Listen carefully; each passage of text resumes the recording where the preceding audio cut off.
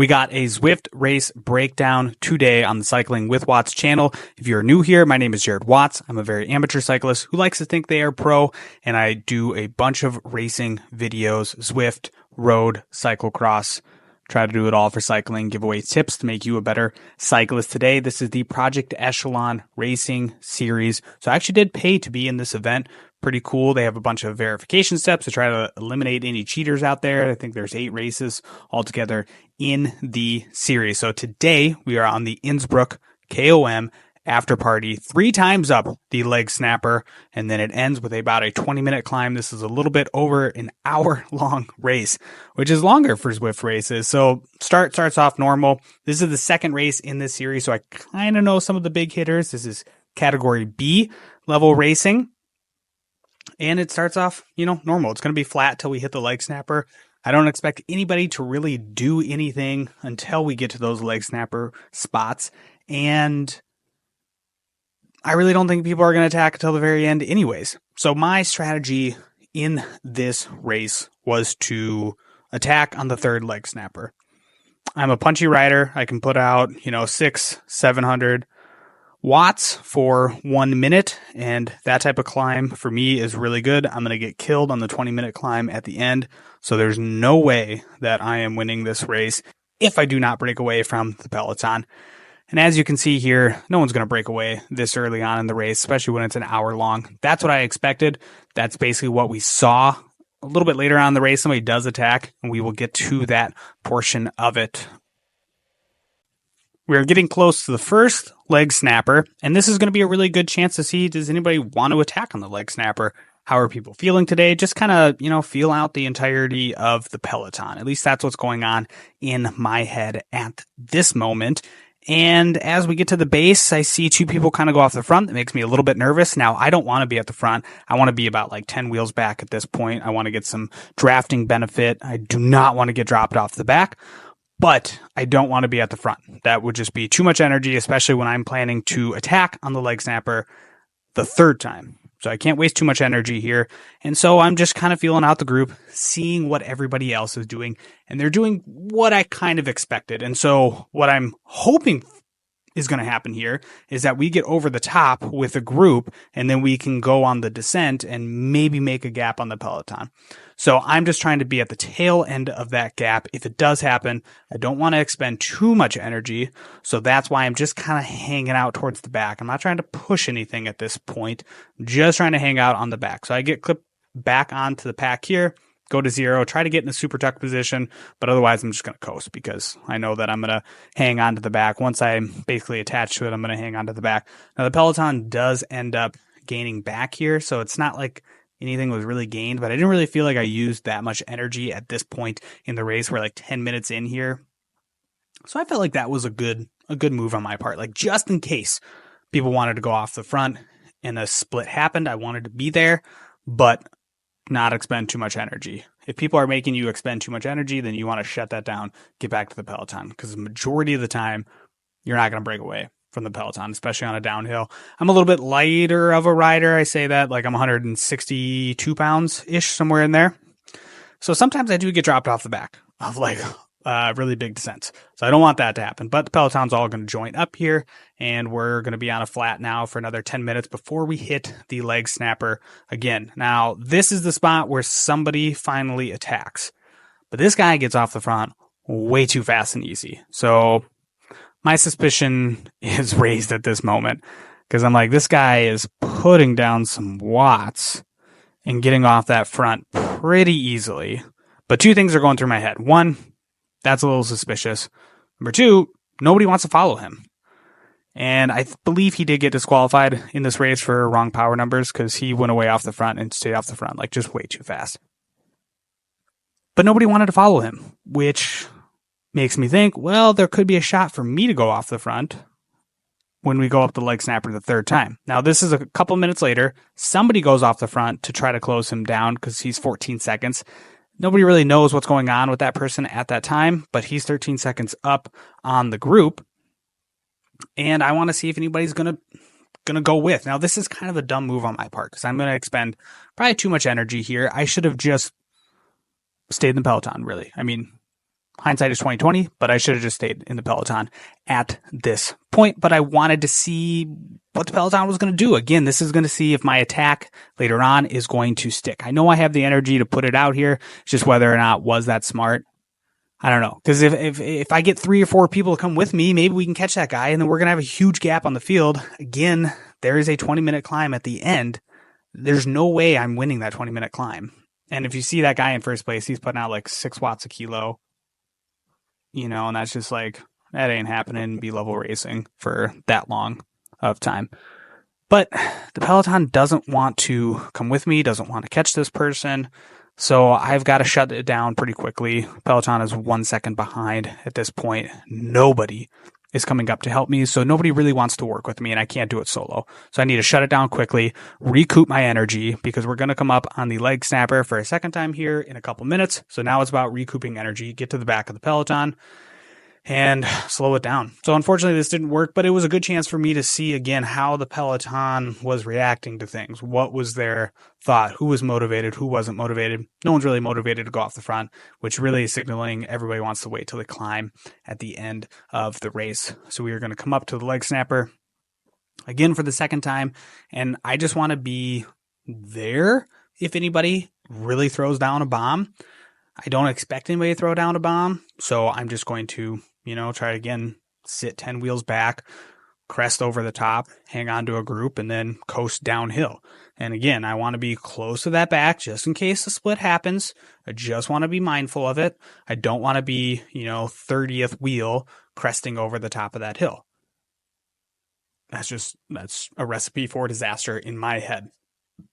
Because if somebody goes off the front, and your 30th wheel, man, you're going to have to put down a lot of power to try to get them back, especially on a downhill, which my strength, I would say, in Zwift is not downhill.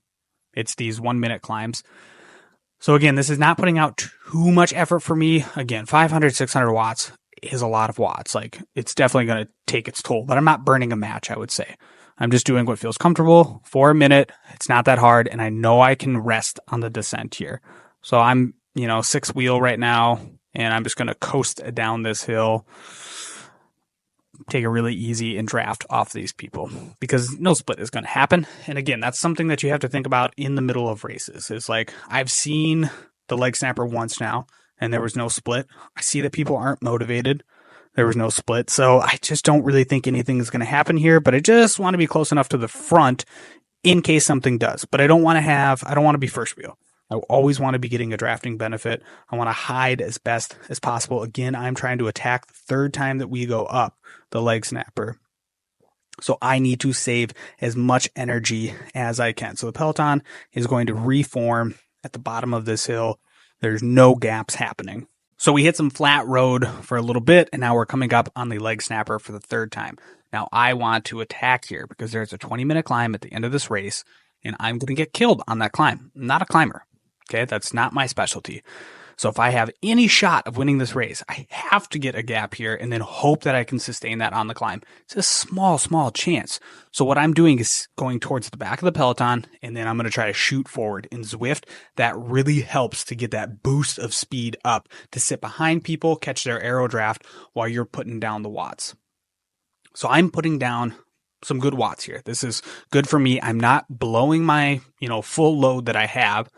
I'm still conserving slightly because I know when I get down that downhill, I have to put the pressure down. Like, I have to sit at threshold or a little bit higher for, 5-10 minutes till we get to the base of that climb. So that is my thought process as I am in this attack. I have to do enough to snap the Peloton, but I can't do too much. So I see that I am starting to create a little bit of a gap, and I'm hoping there's going to be a couple people that come with me, because that would just make things way better on the flats if I could have a couple of people with me. But what I'm going to do here now is try to get a quick rest in and then put down the power.